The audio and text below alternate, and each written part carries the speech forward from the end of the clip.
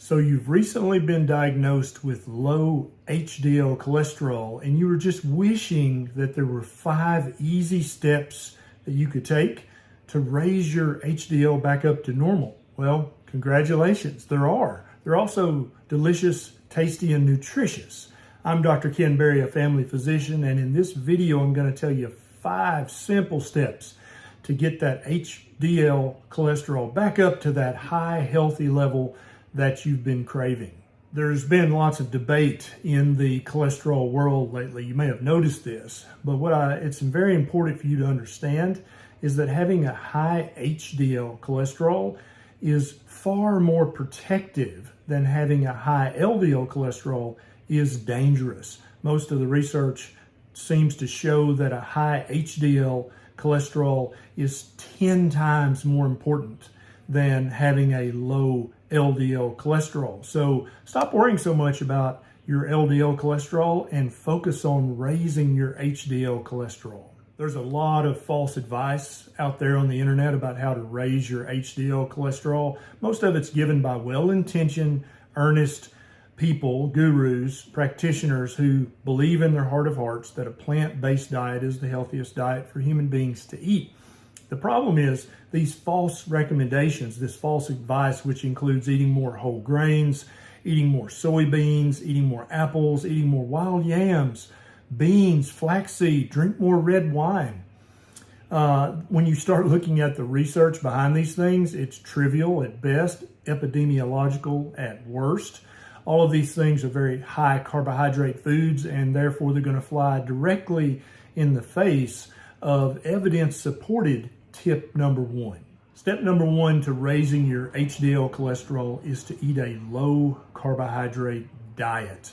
So some authorities would say it needs to be under 50 total grams of carbohydrates a day. Others would say it needs to be under 20 total grams of carbohydrates a day.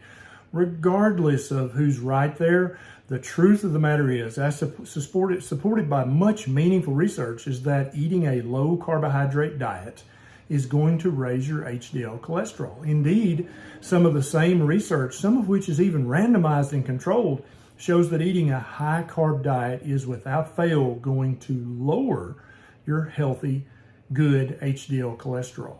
Step number 2 is to eat a higher fat diet. And it can't just be any fat. You don't want to be guzzling polyunsaturated fat rich canola oil, soybean oil, peanut oil, sunflower oil. These are not going to help you. They're going to cause inflammation and oxidation and not raise your HDL cholesterol.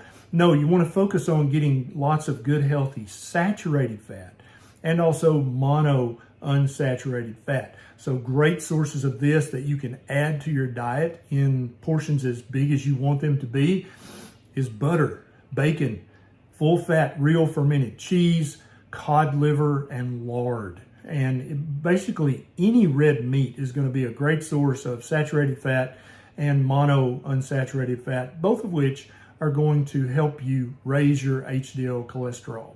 Step number 3 for raising your HDL cholesterol is to incorporate some form of vigorous exercise into your weekly routine. There's still debate on how often this should be. Probably 3 times a week is sufficient, but if you want to go to 5 times a week, I think that's also fine. But the research shows that this needs to be vigorous. So going for a walk, walking on the treadmill, these sorts of things are probably not going to do it. The exercise needs to get you winded, get you short of breath. So lifting heavy weights, doing high intensity interval training, these sorts of things that get you sweaty and out of breath. It can even be exercise in the bedroom as long as you get sweaty and out of breath. That's going to raise your HDL cholesterol. Step number 4 to raise your HDL cholesterol is to get somewhere between 7 and 9 hours of sleep a night. Too little sleep seems to lower your HDL. Too much sleep also seems to lower your HDL. So it looks like between 7 hours a night and 9 hours a night is the sweet spot that's going to raise your HDL a little bit. Next is, if you're a smoker, you 100% need to quit smoking. The research is very clear about this. When you quit smoking, you're going to raise your HDL cholesterol.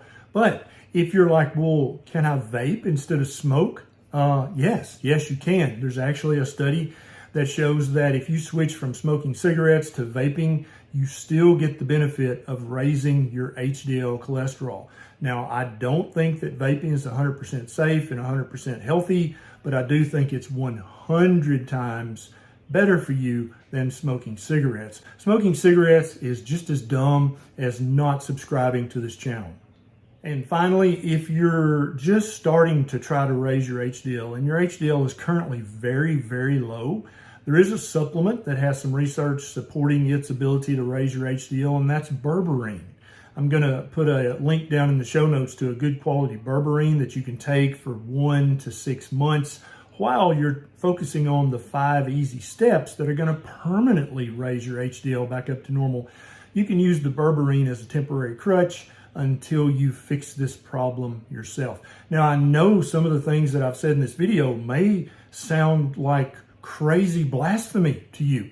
And that's why I've included multiple research links to each of the steps down in the show notes below, so that if you don't believe me, or if your doctor doesn't believe me, they can look it up and read it for themselves. Your ultimate goal here is to wind up with an HDL cholesterol of 60 milligrams per deciliter or higher.